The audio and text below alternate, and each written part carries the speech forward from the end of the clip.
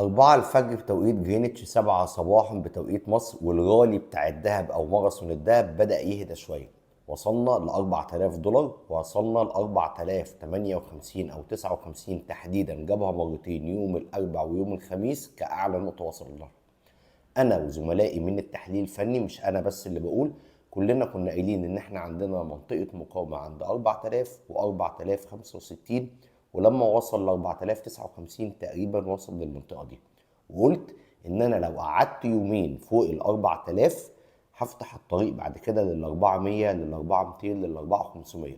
ما عدناش اليومين ونزلنا امبارح لغاية 3944 ادنى نقطة. فتحنا النهارده عند 3976، واعلى نقطه وصلنا لها 3994. انا عمال اكلمك فني بس لان احنا في التحليل الفني، لو انت هتستخدم التحليل الفني تبني عليه قراراتك الاستثماريه او التداول، هو التحليل الفني قايم على كده، قايم على دراسه سلوك البائعين والمشترين عند المناطق السعريه المختلفه.